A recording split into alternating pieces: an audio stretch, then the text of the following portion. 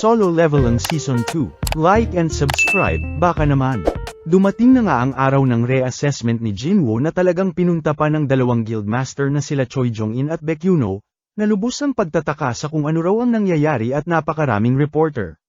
Dito na nga sila pinagkaguluhan ng mga ito at tinanong kung nandito raw ba sila para i-recruit si Lee Min-sung, isang artista na pinagtaka nila Baekhyuno pagkat di nila kilala, na siya na ngang itinanggi ng dalawa kaya umalis na lamang ang mga reporter. Todo nagbabangayan na nga ang dalawa at parehas ng interesadong ma-recruit ang ating bida. Dito na nga lumutang sa eksena ang isa pang guildmaster at biniro ang dalawa na siguro naman daw ay hindi sila nandito para agawin si Min-sung. Kinabwisit na nga ito ng dalawa at wala nga raw silang pakialam sa Min-sung na hinayupak na yan at isaksak nga raw nila sa mga baga nila, sabay pakita sa ating bida na nagtataka rin sa dami ng mga tao. Di nagtagal ay lumutang na nga ang sanhi ng pa-presscon, ang bida-bidang artista na na-awaken kuno bilang isang hunter at nandirito para magpa-assess ng kanyang hunter rating. May pa-speech pa nga itong nalalaman habang sa isip-isip ay nais lang namang gamitin ang sitwasyon para pagtakpan ang kanyang mga scandals bilang artista at kumuha ng kontrata sa Reapers Guild ng 2 taon bilang isang hunter nang makapaglelo sa showbiz at mapabango ang kanyang pangalan. Maging ang bodyguard nito ay bida-bida rin at hinarang si Jinwoo na makapasok ng building. Buti na lamang at nandoon si Chairman Go at sinabing bisita nga raw niya ang ating bida kaya paraanin ito, na lubos pinagtaka na nga ng bida-bidang artista kaya sumunod sa kanila. Agad naman itong hinarang ni Woo Jin-chul at may kasalukuyan pangaraw na ina-assess na hunter. Dito na nga may pabulong na pagbabanta ang artista at di raw ba siya kilala nito. Pakikuseyong hype ka, ika na nga lang ni Woo Jin-chul na kinata mimi na nga lang ng bida-bidang artista. Samantala, rekta na nga sila Jinwoo sa loob habang nag-aabang naman ang dalawang guildmaster sa labas, at bago nga magsimula ang reassessment ay tinanong siya ng tagapamahala kung ano raw ba ang nature ng kakayahan ni Jinwoo. Dito na nga naglabas ng isang shadow ang ating bida kaya naman sinabi ng lalaki na marahil summon ng magic daw ang skill ni Jinwoo. Oo na nga lang ang ating bida na halatang nagpipigil lamang ng kanyang kapangyarihan kaya naman pinakiusapan ng chairman na huwag magdalawang isip na ipakita sa kanila ang kanyang totoong lakas. Walang ano-ano'y nilabas na nga ni Jinwoo ang shadow army niya, at sinabing kaya niyang maglabas ng 100 pa, na lubos kinagulat na nga ng chairman maging ng mga guildmaster sa labas at naramdaman ang pambihirang aura na nilabas ni Jinwoo. Di na nga sila lubos makapaniwala at nakakakilabot daw ang tindi ng kapangyarihan na taglay ni Jinwoo, hanggang sa ayon nga kalaunan ay natanggap na ng ating bida ang kanyang panibagong hunter ID, na nagsasabing S-rank hunter na siya.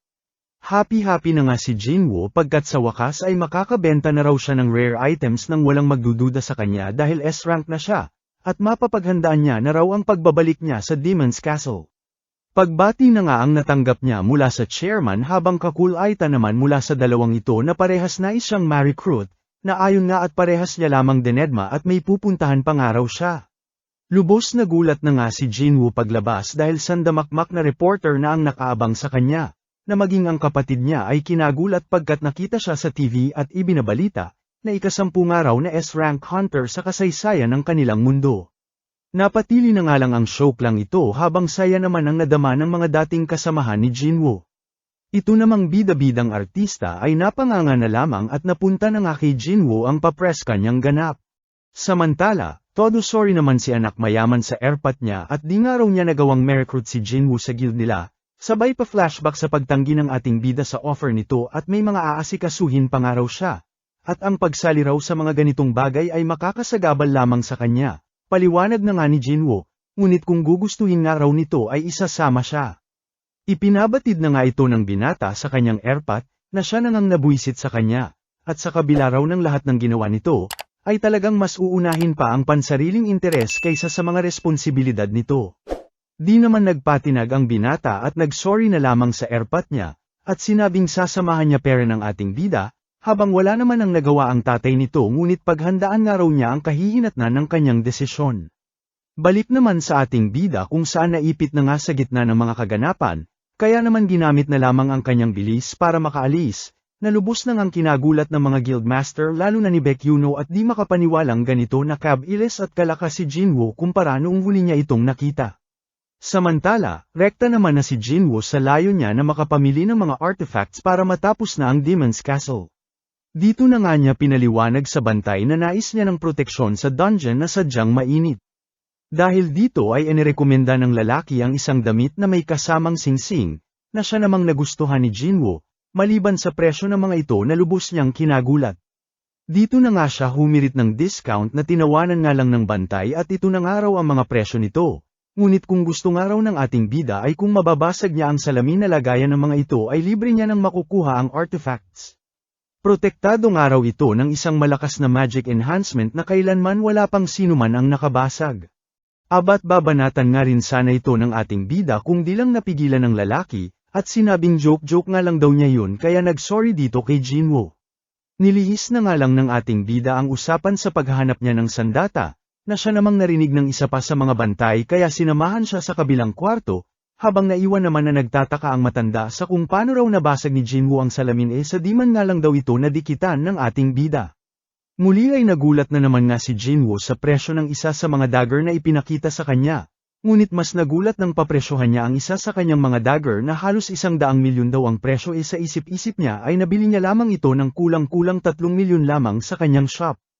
Abat kung ganito raw ang presyo ng mga items niya sa mundong ito ay mukhang di niya na raw kakailanganing ibente pa ang bowl-ang kristal na nakuha niya kamakailan lamang. Samantala, pagkabwisit naman ang nadama ni Jinha sa mga kaganapan at ayaw na nga raw silang tigilan ng mga paparazzi, at dapat sinabihan man lang daw siya ni Jinwoo sa paglutang nito sa TV. Depensa naman ng ating bida na di raw siya ang may pakanan nito, sabay sabi sa kapatid niya na mawawala siya ng halos 1 linggo ulit at may aasikasuhin sa labas. Sakto namang dumating si anak mayaman kaya naman sinamantala na ni Jinwoo ang pagkakataon at nirason na ito ang makakasama niya sa trabaho sa buong linggong yun. Bago umalis ay sinigurado muna ni Jinwoo ang magiging kaligtasan ng kanyang kapatid, kaya iniwan ang 3 shadows na ito para magbantay, na dapat 4 ngunit pinalipad niya raw yung isa kaya hindi niya na-extract ang shadow. At iba pang shadows na siyang magpapatrol, habang sa kung saan ay ipinakita naman ang anino ng isang tila langgam na lumilipad.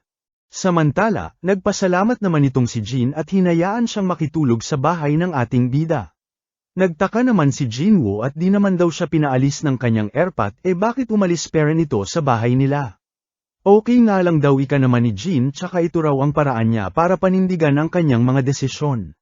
Dito na nga napatanong si Jin kung ano raw ba ang gagawin ni Jinwoo sa 1 linggo nitong pag-alis. Ayon naman sa ating bida ay sabihin na nga lang daw nila na magti-training siya, na siya nang ang kinagulat ni Jin at bagamat S-rank na ito ay todo pera nito sa pagpapalakas. Kalaunan ay nagpaalam na nga si Jinwoo at rekta na pumunta sa Demon's Castle, suot ang panibago niyang damit at singsing na binili nito kamakailan na pangontra sa init ng dungeon.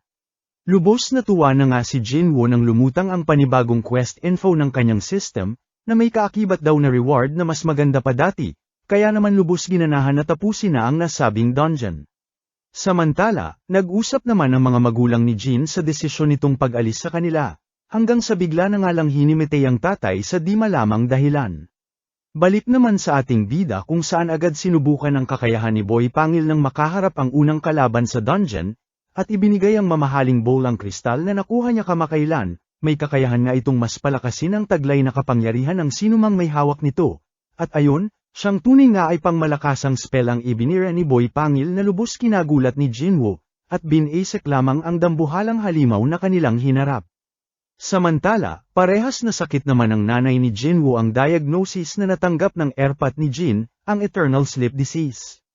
Pinagtaka na nga ito ng tatay at paano raw nakukuha ang sakit na ito. Ayon naman sa doktor ay kadalasan daw itong nakukuha ng mga taong mahina ang resistance sa magic power, at na-expose dito. May hunter po ba sa pamilya niyo? Tanong na nga ng doktor sa kanila. Di na nga nakasagot ang tatay at hunter nga ang isa sa kanilang mga anak. Somewhere sa kung saan ay ipinakita naman ang 2 hunter na ito, na nagtataka at may nakasalubong na isang langgam na tila sinalo lahat ng problema sa mundo.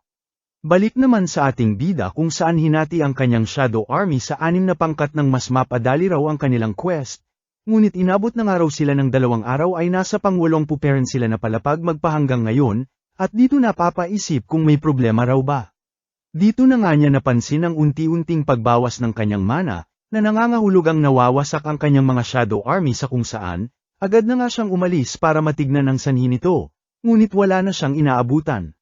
Mukhang malalakas daw ang may gawa nito at matatalino, dahil iniwasan ng grupo nila Boy Pangil, at dito napagtantong ang susunod na target ng kalaban ay ang grupo ni Ice Bear. Siyang tunay nga sa kung saan ay nilusob ng mga pinakitang kalaban ang Ice Bear Shadows, di nga nagkamali si Jinwoo at siya mismo nang ang humarap sa mga kalaban. Basic nga lang itong tinalo ni Jinwoo, at dito tinanong ang natirang kalaban, kung nakakaramdam din daw ba ng takot ang mga Magic Beast sabay durudamanyong ngisi sa napa-atras na kalaban. Pabanat na rin muna lods ng like at subscribe, baka naman hihi.